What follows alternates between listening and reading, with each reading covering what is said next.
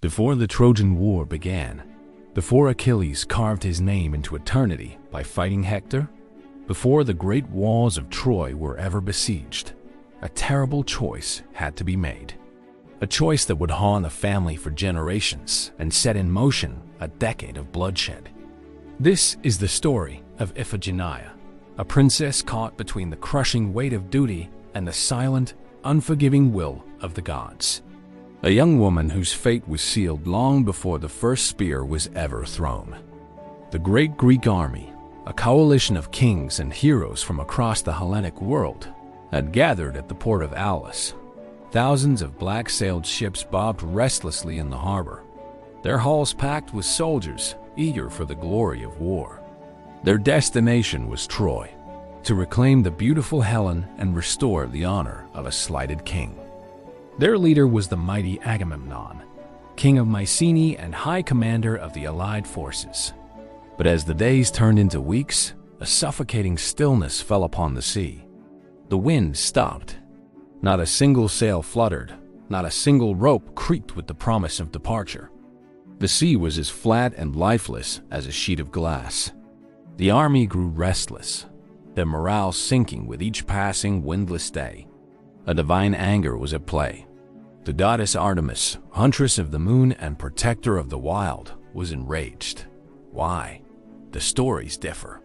Some ancient poets say Agamemnon foolishly boasted that he was a better hunter than she. Others whisper a darker tale, that he had killed one of her sacred deer, a thoughtless act of hubris that demanded a terrible price. Whatever the offense, her demand was chillingly clear, delivered through the quivering lips of the seer Calchas. Only one sacrifice would calm her fury and release the winds. Not an animal, not a treasure, but a human life. And not just any life. It had to be his own daughter, Iphigenia. Agamemnon was trapped. He was a king and a general, his duty sworn to his men and to the cause of the war. To turn back now would mean disgrace, the collapse of the greatest army ever assembled. The other kings, men like Odysseus and Menelaus, watched him, their patience wearing thin. Yet, he was also a father. How could he condemn his own child, the daughter he loved, to a brutal death on a cold stone altar? The weight of this impossible choice crushed him. For days he wrestled with his conscience, torn between his ambition and his love. In the end, ambition won. He chose deception. A messenger was sent to his wife, Queen Clytemnestra, back in Mycenae. The letter carried not a death sentence, but a joyous fabrication. It declared that their daughter, Iphigenia, was to be wed to the greatest warrior of the age, the godlike Achilles. It was a union of immense prestige, an honor no family could refuse. Clytemnestra, filled with a mother's pride, prepared her daughter for the journey. Iphigenia arrived at the bustling military camp of Aulis, dressed in her finest clothes, her heart filled with the innocent hope of a bride-to-be. She saw the thousands of soldiers, the endless sea of tents, and believed it was all in celebration of her glorious wedding. She was wrong. She was not there to become a bride. She was there to become a sacrifice. The moment the truth was revealed, the festive atmosphere shattered into a million pieces of horror and betrayal. Clytemnestra, realizing she had been tricked into delivering her own child to slaughter, flew into a rage. She confronted Agamemnon, her love turning to a cold, hard hatred that would fester for the next 10 years. She pleaded, she threatened, she begged him to see the monster he was becoming.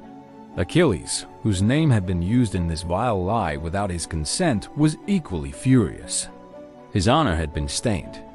He drew his sword, offering to defend the innocent princess against the entire Greek army if necessary.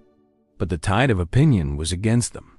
The soldiers, desperate to sail, their minds poisoned by the seer's prophecy, began to shout.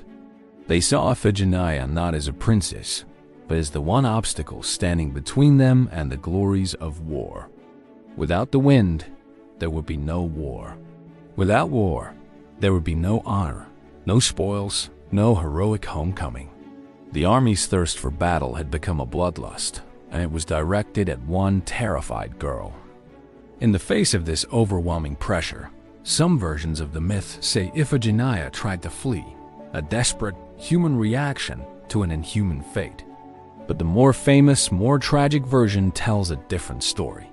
It says that after the initial shock and terror, a profound and terrible resolve settled over her. She saw the futility of resistance. She saw her father's weakness and the army's madness, and she made a choice. She stepped forward willingly, her head held high. She would not be a victim dragged to her death. She would be a hero, sacrificing herself for the honor and victory of Greece. The grim procession made its way to the altar. The soldiers fell silent, their earlier clamor replaced by a tense, somber awe.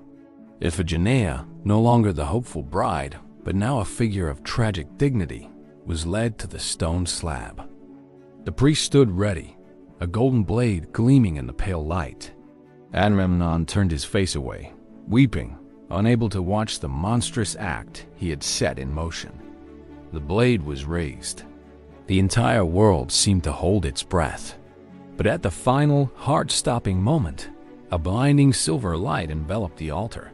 The goddess Artemis had intervened. What happened next is a mystery that has echoed through the ages. In the darkest, most brutal tellings of the story, the blade fell and Iphigenia was killed, her blood staining the altar and finally appeasing the goddess. But in the more hopeful version, the one favored by the playwright Euripides, she vanished in the flash of light. When the Greeks looked again, a deer lay bleeding on the altar in her place. Artemis, moved by the girl's courage, had secretly spirited her away to the distant land of Taurus, where she would live on, saved from death, but condemned to serve as the goddess' high priestess for the rest of her days, forever separated from her home and family. Whether she died or disappeared, the effect was the same. The sacrifice was complete. As if on cue, a gentle breeze stirred, then a gust, and soon a powerful wind filled the sails of the 1,000 ships. The curse was lifted. The Greek fleet finally sailed from Aulis, their path to Troy now clear. The Trojan War began, but the cost was immeasurable.